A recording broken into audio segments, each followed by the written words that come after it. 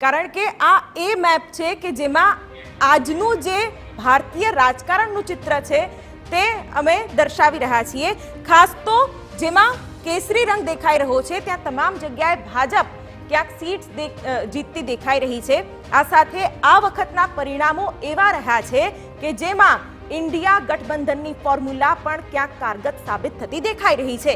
India जे गठबंधन है तेने अत्यारे 231 बैठकों मळती जोवा मळी रही है अने तेमां पण जे दक्षिणना राज्यों है ते राज्यों खास महत्वपूर्ण बनी रह्या छे। हिंदी बेल्ट हजी पण क्यांक भाजप प्रभावित जोवा मळ्यो छे, परंतु त्यां पण जे धार्યું प्रदर्शन है ते क्यांक नथी देखाई रह्युं ते पण एक बाबत सामे आवी छे। एनडीए गठबंधन ने अत्यारे 293 बैठकों मळती जोवा मळी रही है, पण तेनी वच्चे जे समीकरणों सधाया हता, जे गठबंधनों थया हता, तेनी फॉर्म्युला भाजप अने कांग्रेस बेमांथी कोने पड़ी कोने नड़ी ए पण एक मुद्दो ચોક્કસથી બન્યો છે। બિલકુલ, આપણે જે રીતે અહીં પૂરો ચિતાર જોઈ રહ્યા છીએ, ગુજરાતમાં એક બેઠક આવી ગઈ કોંગ્રેસની, ભાજપની હેટ્રિક થતા રહી ગઈ। અહીં મહારાષ્ટ્રની આપણે જો વાત કરીએ તો મહારાષ્ટ્રમાં જે રીતનો પૂરો ચિતાર જોવા મળી રહ્યો છે આ એક ટુ એન એક્સટેન્ટ આપણે કહી શકાય કે એક્સપેક્ટેડ હતું, કારણ કે જે રીતે એનસીપી ને શિવસેનાની સ્પ્લિટ થઈ હતી, પણ આ ખૂબ જ મને એવું લાગે છે કે મહારાષ્ટ્ર પણ એક ઇમ્પોર્ટન્ટ ફેક્ટર છે જ્યાં એનડીએને એક મોટો ફટકો લાગ્યો છે અને લોકોનું જે રીતનું મેન્ડેટ આવ્યું છે, જે રીતના તમામ વોટ્સ આવ્યા છે, આ સીટો અત્યારે સાબિતી છે કે લોકોને ભાજપ અને એનસીપી વચ્ચે ખાસ કરીને જે ગઠબંધન થયું છે તે લોકો બિલકુલ પણ પચાવી શક્યા નથી, કારણ કે એનસીપી શરદ પવાર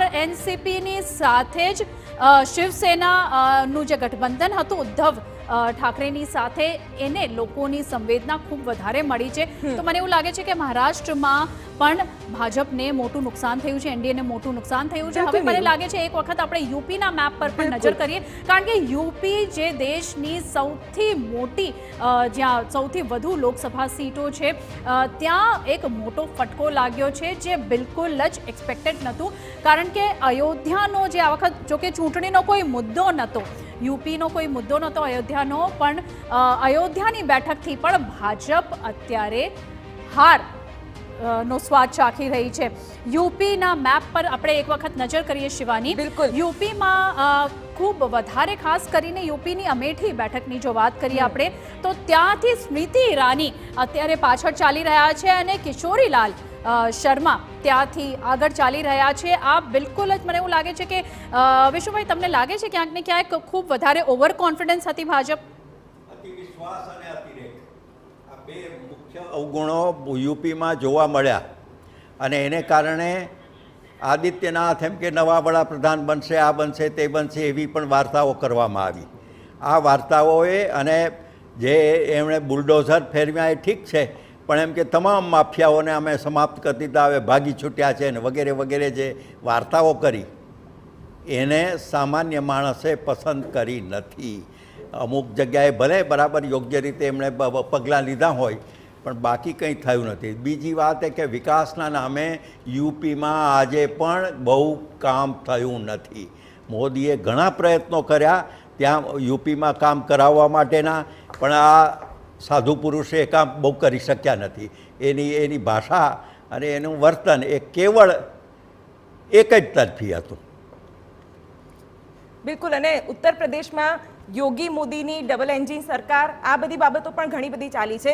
રમણભાઈ, આપ શું કહેશો? કારણ કે ઉત્તર પ્રદેશ તો એક એવું રાજ્ય હતું કે જેના કારણે ક્યાંક ભાજપને એક બૂસ્ટ મળતું હતું, એક બળ મળતું હતું, પણ ત્યાં ધાર્યું પરફોર્મન્સ નથી દેખાયું।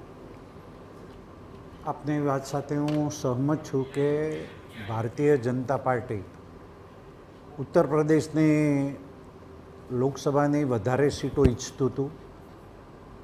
મારે અત્યારે નહીં કહેવું જોઈએ, બધા મીડિયા પણ એવું કહેતા હતા કે 70 ઉપર બેઠકો આવશે, અને જ્યારે નથી આવી ત્યારે એ જ મીડિયા અમને સવાલો કરે છે કે તમે કયા કારણસર આવું થયું?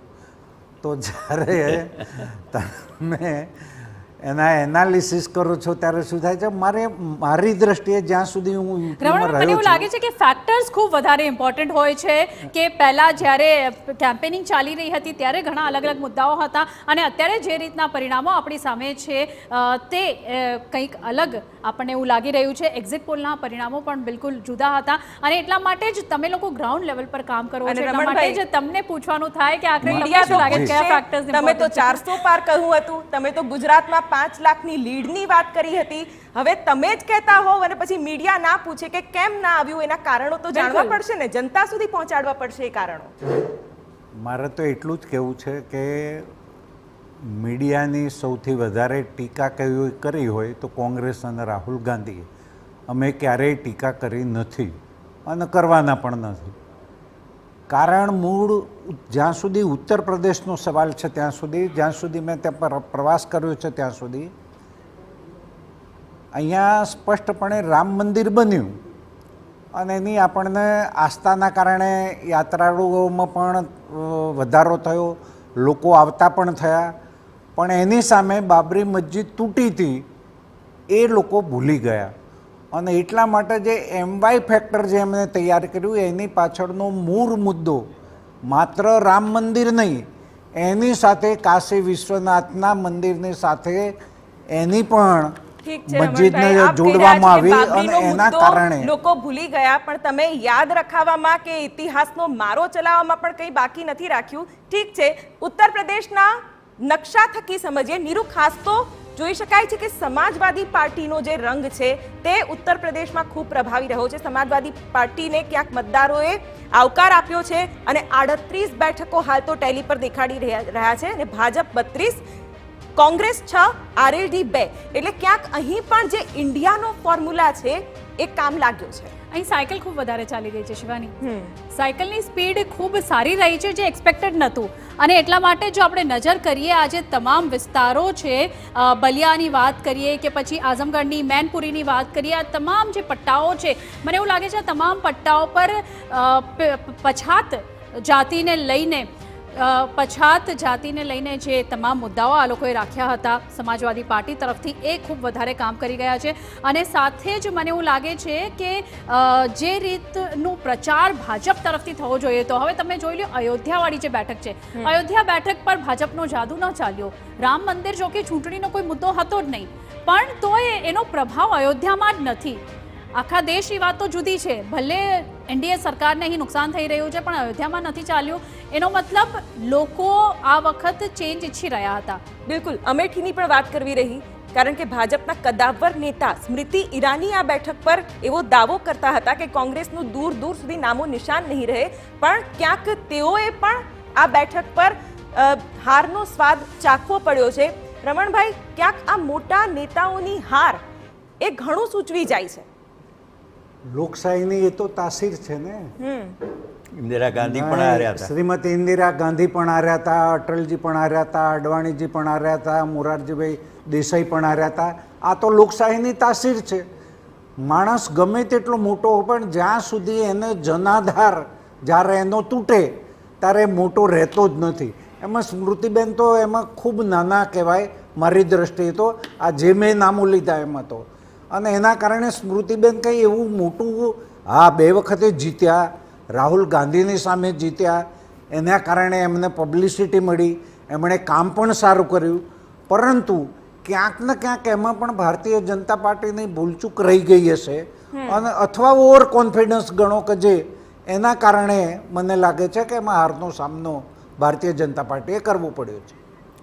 ઠીક છે રમણભાઈ, તમે આજે લોકશાહીની વાત કરી રહ્યા છો, સ્મૃતિ ઈરાનીના ફેક્ટરની પણ વાત કરવી રહી